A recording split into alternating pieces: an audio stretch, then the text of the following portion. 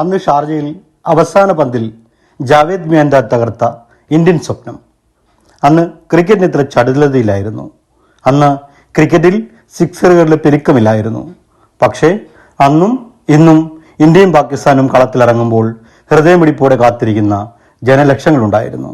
അന്ന് ടെലിവിഷൻ പ്രചാരത്തിലായിട്ടേ ഉണ്ടായിരുന്നുള്ളൂ. മറ്റ് വിനോദോപാധികളെക്കാൾ ക്രിക്കറ്റ് എന്നൊരു വികാരം ഇന്ത്യയിൽ ആളിപ്പടർന്ന സമയമായിരുന്നു. 1986 ഓസ്ട്രേലിയ ഏഷ്യ കപ്പിന്റെ വേദി ഷാർജ ക്രിക്കറ്റ് സ്റ്റേഡിയമായിരുന്നു. ഓസ്ട്രേലിയയും ന്യൂസിലാൻഡിനെയും ശ്രീലങ്കയും പരാജയപ്പെടുത്തി ചിരവൈരികളായ ഇന്ത്യയും പാകിസ്ഥാനും ഫൈനലിലെത്തി.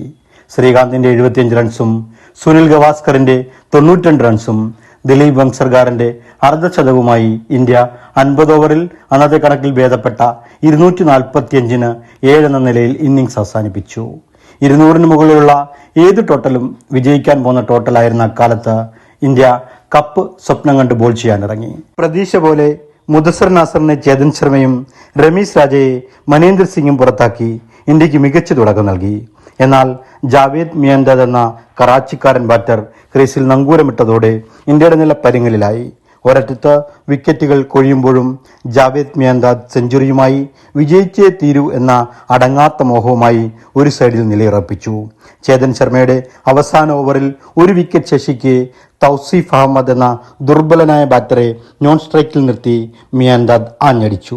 ഒരു പന്തിൽ 4 റൺസ് നേടിയാൽ ജയിക്കാമെന്ന അവസ്ഥ ഇരുപക്ഷത്തെയും ആരാധകരെ ആകാംക്ഷയുടെ മുൾമുനയിലെത്തിച്ചു. ചേതൻ ശർമ്മ എറിഞ്ഞ ഫുൾ ടോസ് പന്തിനെ ഉയർത്തിയടിച്ചൊരു സിക്സറോടെ പാകിസ്ഥാൻ വിജയികളായി. കോടിക്കണക്കിന് വരുന്ന ഇന്ത്യൻ ആരാധകരുടെ ഹൃദയം നിലച്ച നിമിഷം. ചിലർക്ക് ഹൃദയാഘാതം സംഭവിച്ചു, ചിലർ തേങ്ങിക്കരഞ്ഞു. എന്നാൽ ഷാർജയിലെയും പാകിസ്ഥാനിലെയും ക്രിക്കറ്റ് ആരാധകർ സന്തോഷത്തിന്റെ ദുന്ദുവി മുഴക്കി ആഹ്ലാദിച്ചു തിമിർത്തു. ഷാർജയിലെ ഒരു പാകിസ്ഥാനി ജ്വല്ലറി മിയാൻദാദിന് മുന്നിൽ മലർക്കെ തുറന്നിട്ടു. കൈനിറയോളം പൊന്നവർ മിയാൻദാദിന് വാഗ്ദാനം ചെയ്തു.